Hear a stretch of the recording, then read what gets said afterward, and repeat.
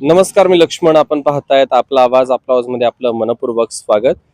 माझ्यासोबत या ठिकाणी शिवसेना शिंदे गटाचे पाबळ नगरीचे पाबळ शहर प्रमुख आहेत, तसेच पाबळ गावचे सरपंच आहेत सचिनजी वाबळे साहेब. त्यांच्यासोबत आपण बोलणार आहे. सरपंच साहेब, आपलं मनापासून स्वागत.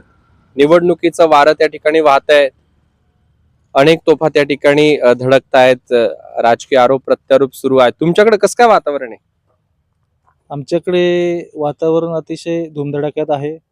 आज या ठिकाणी भाजप आणि शिवसेना या पाबळ केंदूर गटातील महायुतीचे उमेदवार म्हटलं तरी वावगं ठरणार नाही.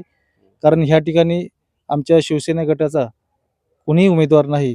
मग शिवसेनेने भाजप पक्षाला पाठिंबा देऊन या ठिकाणी भाजपचे जे तिन्ही उमेदवार आहेत, या ठिकाणी पाबळ गटातून दीपकदादा खैरे असतील, केंदूर गटातून आशाताई साकोरे असतील आणि पाबळ केंदूर गटाचे विकासनाना गायकवाड असतील, या तिघांनाही शिवसेने गटाने पाठिंबा देऊन आज ह्या तिघांचंही वातावरण अतिशय उत्तम असून खऱ्या अर्थाने ह्या पाबळ केंदूर गटामध्ये उत्साहाचं वातावरण असेल की खूप गेल्या पंचवार्षिकपेक्षा जी पहिली ह्या ठिकाणी शिवसेना गटाचा जो उमेदवार आहे तो पुनश्च एकदा शिवसेना शिवसेना भाजप गटाचा या ठिकाणी झेंडा या ठिकाणी रोवणार आहे.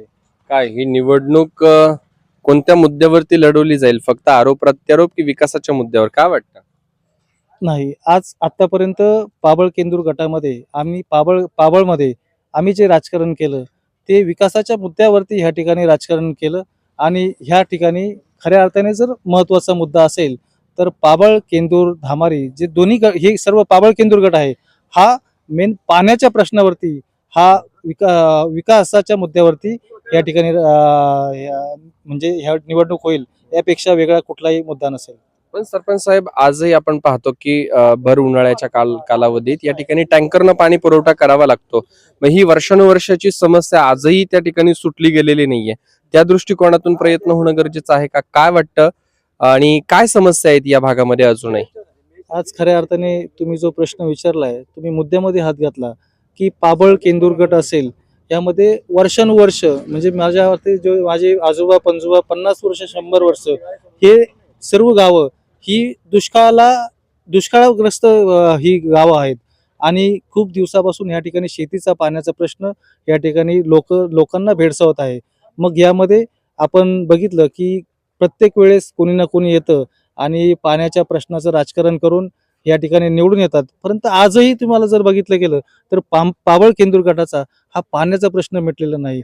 मग ह्यावेळेस काहीतरी वेगळं ह्यामध्ये खऱ्या अर्थाने ज्यांनी पंचायत गणाचे उमेदवार आहेत आपल्या पंचायत समितीचे दीपकदादा खैरे यांनी धामारी असेल, हिवरे असेल, या ठिकाणी मांदळवाडी असेल, ह्या ठिकाणी पाण्याचा कृषी सिंचन प्रकल्प या ठिकाणी त्या ठिकाणी त्यांनी योजना राबवल्या आणि स्व खर्चातून जवळजवळ 2 ते 3 कोटी रुपये खर्च करून यांनी 1000 ते 1500 क्षेत्र हे पाण्याखाली आणलं, सिंचनाखाली आणलं. आणि ह्या ठिकाणी आज लोक ऊस ऊस ऊस बागायतदार झालेले आहेत.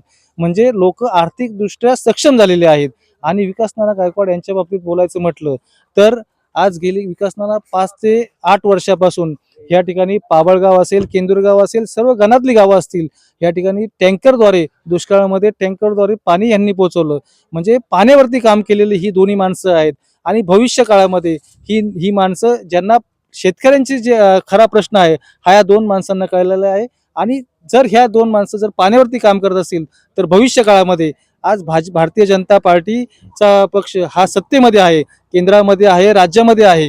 आणि खऱ्या अर्थाने या ठिकाणी जयकुमार गोरे साहेब आहेत, राज्यमंत्री आहेत. आणि हे जे खाती आहेत ही भारतीय जनता पार्टीकडे आहेत. मग यांच्या माध्यमातून आज हे तिन्ही उमेदवार या पाण्यावरती काम करून हा प्रश्न सोडवण्यासाठी नक्कीच प्रयत्न होईल, यात कुठली शंका सरपंच नाही. साहेब, एक महत्वाचा शेवटचा प्रश्न. 7 तारखेला निकालाकडे कसं पाहता?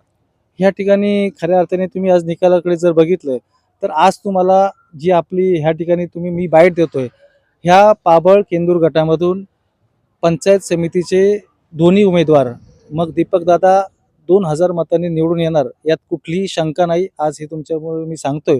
आणि त्या ठिकाणी साकोरीत आहेत, ह्या सुद्धा 1,500 ते 2,000 मतांनी येतील, यात कुठली शंका नाही. आता आमची खरी लढाई आहे ही विकासनाना गायकवाड, आणि विकासनाना गायकवाडची सुद्धा लढाई आज 50% पुढे ही खऱ्या अर्थाने त्यांनी जिंकलेली आहे.